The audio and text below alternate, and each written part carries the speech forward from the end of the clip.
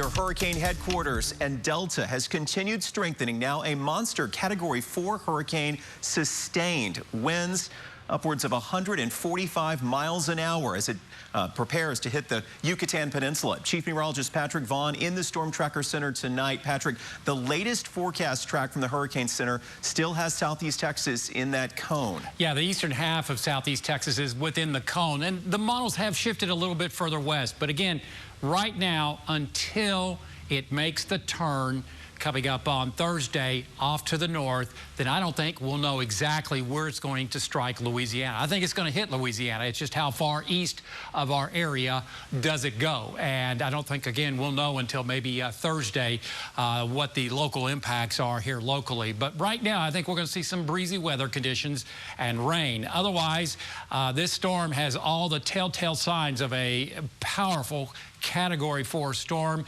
We are looking at overshooting tops, gravity waves, and transverse banding, all indicative of a very powerful storm. It's not a big storm. That's the good news as it heads and takes aim on Cancun and Cozumel. As you can see, very cold cloud tops of about minus 85 to 90 degrees below zero. And again, this is being steered off to the west and northwest with high pressure in the eastern Gulf of Mexico and over Florida.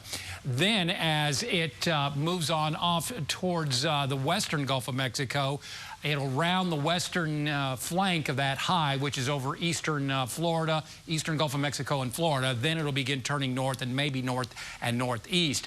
The consensus has moved from, say, over Baton Rouge and Terrebonne Parish towards the Atchafalaya River Basin. Again, that's about 90 to 100 miles to our east of Port Arthur. I think we're okay at this point with minimal impacts as long as it goes in where that's forecast. Again, making landfall tonight as a Cat 4 over towards maybe Cozumel, Cancun. Then it begins turning to the northwest as we introduce a southwest flow in the upper levels. Here should start to weaken this Category 4 storm, and with colder water temperatures and also dry air being ingested into the storm, hopefully it'll weaken less than what is shown here. But again, that places eastern portions of southeast Texas within the cone of uncertainty, the center line roughly over towards Vermilion Parish to the east of Lake Charles. Again, it's a battle between this trough of low pressure and also high pressure in the eastern Gulf of Mexico. A stronger high would push this further to the west. A stronger upper level disturbance over into the Four Corners region would introduce a southeasterly flow or southwesterly flow and turn this quicker. We want a quicker turn to this. Right now, somewhere Atchafalaya River Basin over towards Vermilion Parish. And again, that's the very latest. We'll talk about maybe some wind impacts shortly on 12 News. We are your hurricane headquarters. Make sure you're following us on social media and keep the 12 News Now app handy. We're pushing out the latest forecast around the clock. Now to breaking news tonight. Beaumont police say they've recovered the body of a man who drowned this afternoon. This happened around 2 o'clock in a canal behind the Red Roof Inn off Washington. Witnesses say they saw the man go into the water looking as though he was going to take a swim. Police do not suspect foul play. A justice of the peace has ordered an autopsy. Sad news from the music world. Eddie Van Halen has died this afternoon. The lead guitarist of the iconic rock group Van Halen died after a long battle with cancer. His son, Wolf Van Halen, shared the news on Instagram saying, quote, "Every moment I've shared with him on and off stage was a gift. My heart is broken." Eddie Van Halen was only 65. Also breaking tonight, President Trump has killed any chance of having a new stimulus package soon. In a tweet, the president said, quote, "I've instructed my representatives to stop negotiating until after the election." President Trump says Speaker Nancy Pelosi was not negotiating in good faith, and he told Majority Leader Mitch McConnell to put all of his focus into confirming Supreme Court nominee Judge Amy Coney Barrett. Meanwhile, the president says he's feeling great, and he's encouraging Americans not to worry much about the virus. President Trump back at the White House tonight, but still battling the coronavirus. His doctors say he's doing well after 3 nights in the hospital and reporting no symptoms. Today, in a tweet that Twitter flagged as misleading, the president compared the coronavirus to the flu, which he falsely claimed kills 100,000 people in some years. The president said, quote, "We have to learn to live with COVID." Top health official Dr. Anthony Fauci quickly pushed back. It has some overlapping symptomatology early on. But flu doesn't do the things to you that COVID-19 can. With more than a dozen cases now reported within the White House, concern extends to the Pentagon, where the chairman of the Joint Chiefs of Staff and other top brass are going into quarantine after being exposed. That caution is a stark contrast with the president's position.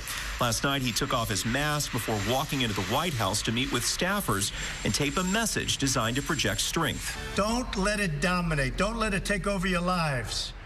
Medical experts say President Trump is still within a 10-day window that will determine the severity of his illness. We hope that he gets through the rest of this without a worsening of his symptoms, but he's nowhere near out of the woods. The president tweeted he's feeling great and he's looking forward to debating Joe Biden next week in Miami. And even as the president urged Americans to not be afraid of the virus, a majority of Americans continue to worry that someone in their family will be exposed to COVID-19. According to a new poll from NBC, 65% of American adults say they're worried about the virus. That's a decline of 5% since July.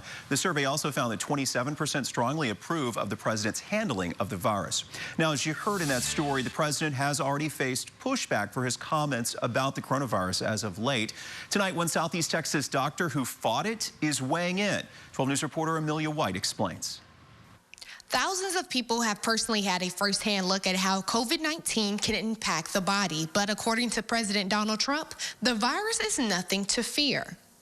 After testing positive for COVID-19 on Friday, Donald Trump was released from Walter Reed Medical Center yesterday. He tweeted, "Don't be afraid of COVID," and then added, "Don't let it dominate your life." We know the virus has impacted the lives of more than 7 million Americans and thousands here in Southeast Texas. Dr. Ray Callis tested positive back in August. His symptoms started off as severe back and neck pains and then progressed to shortness of breath. Soon, he lost his sense of smell and taste. His recovery process wasn't as speedy compared to President Trump's process. In fact, it took him nearly a month to get his health back. Even after battling COVID-19, Dr. Ray Callis believes President Trump's tweet was harmless. The person that had coronavirus and knowing how you get through it, it's something you got to realize that you don't want it, but if you get it, there is more than likely you're going to survive. Coming up at 6, I'll tell you the medical treatment that one doctor believes helped President Trump's recovery and if it will be available to the public. In Beaumont, Amelia White, 12 News. All right, we're always trying to track the virus by the numbers, really zeroing in tonight on hospitalizations. Our Jefferson County hospitalization rate, 11%. That means 11% of all the people in the hospital are fighting COVID-19. You can see the ICU count staying steady, 17 COVID patients in ICU. We have 51 in inpatient beds. That number has gone up by 4 in the last 24 hours. Just 28 days until Election Day, and the deadline to register has passed. But one deadline that has not passed yet is the chance for you to apply for a mail-in ballot. You have to be registered in order to apply, and there are more things you need to keep in mind. 12 News investigator Lauren Hensley's with us live, looking into who qualifies. Hey there, Lauren.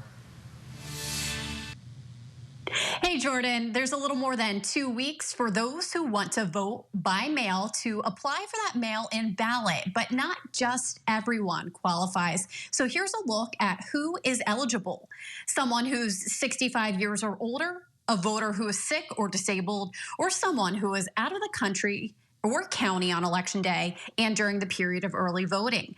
A person who is confined in jail but otherwise still eligible to vote. Now, according to the Jefferson County Clerk, Carolyn Guidry, there are no COVID-19 related reasons that would qualify you for a mail-in ballot.